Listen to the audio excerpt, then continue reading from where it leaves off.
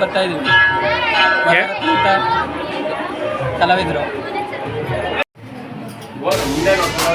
ನೋಡ್ಕೊಂಡವ್ರಿ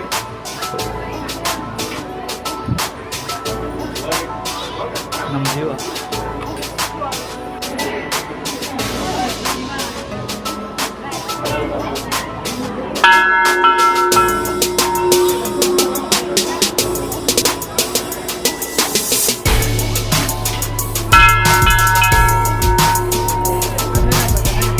ಆಯ್ತಪ್ಪ ಬರ್ತೀಯಪ್ಪ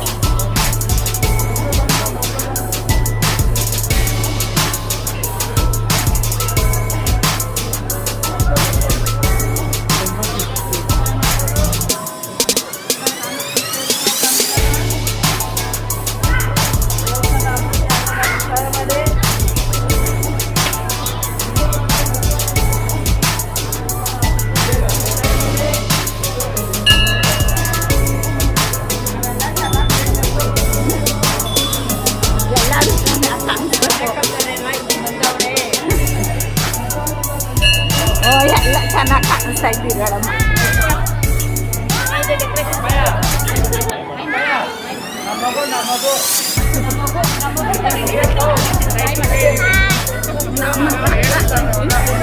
ಬಂದಿದ್ಯಾ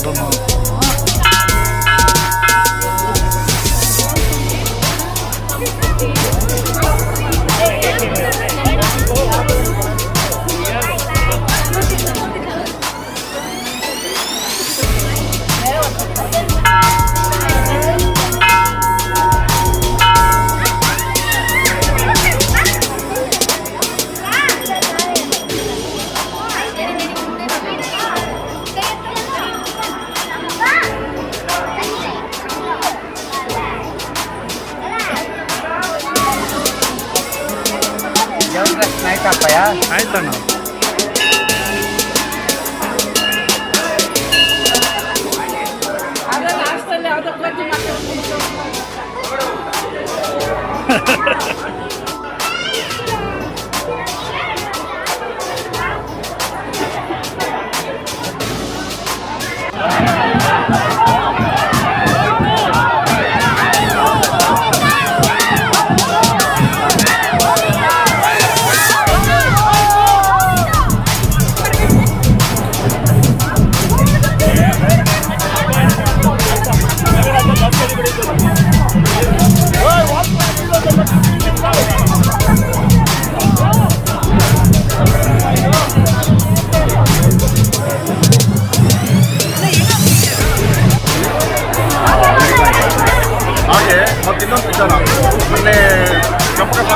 ಒಬ್ಬರು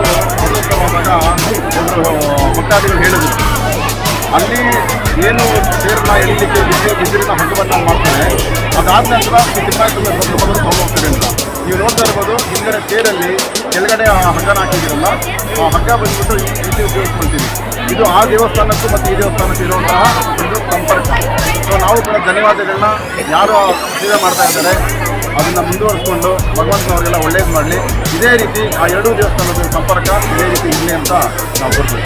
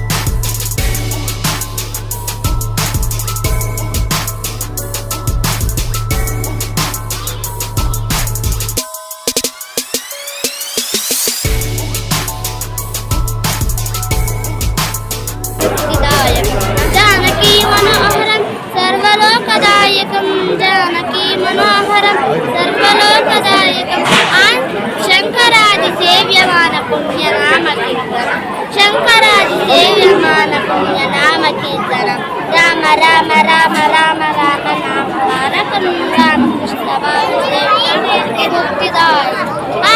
ನನ್ನ ಹೆಸರು ಆನೇಕಲ್ ನಂಜು ಅಂತ.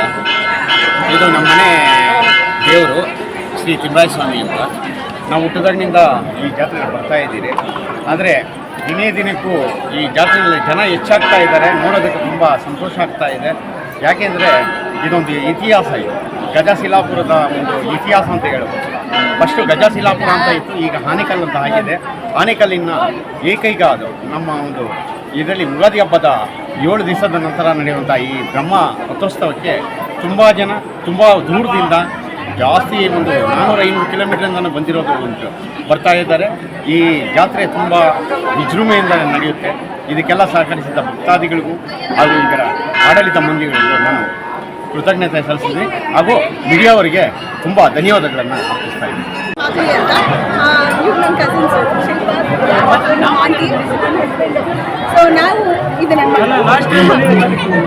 ಸೊ ನಾವು ವರ್ಷಾಮಾಚಾರ ಅಂದರೆ ನಮ್ಮ ತಾತನ ಕಾಲದಿಂದನೂ ಇಲ್ಲಿ ಜಾತ್ರೆ ಮಾಡ್ಕೊಂಡು ಬಂದಿದ್ದೀವಿ. ಅಫ್ಕೋರ್ಸ್ ನಾನು ಇವಾಗ 10 ವರ್ಷದಿಂದ ಸುತ್ತೆ, ಬಟ್ ಇಲ್ಲಿ ಆವಾಗಿಂದ ನಾವು ಜಾತ್ರೆ ಮಾಡ್ಕೊಂಡು ಬಂದರೆ ಪದ್ಧತಿ ತಪ್ಪಬಾರ್ದು ಅಂತ ಇನ್ನೂ ಮಾಡ್ಕೊಂಡು ಹೋಗ್ತಿದ್ದೀವಿ. ದೇವ್ರ ಸೇವೆ, ಜನಸೇವೆ. ಜೈ ಶ್ರೀರಾಮ್. ಮಾತಾಡಿ ಮೇಡಮ್.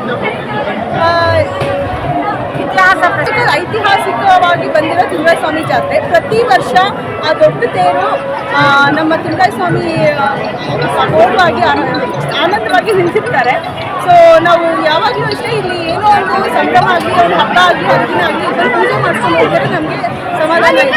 ಸೊ ಈ ಜಾತ್ರೆ ಪ್ರತಿ ವರ್ಷ ಯಾವಾಗಲೂ ನಿರ್ವಿಘ್ನವಾಗಿ ನಡ್ಕೊಂಡು ಹೋಗಲಿ ಅಂತ ನಮ್ಮ ಆಶೆ.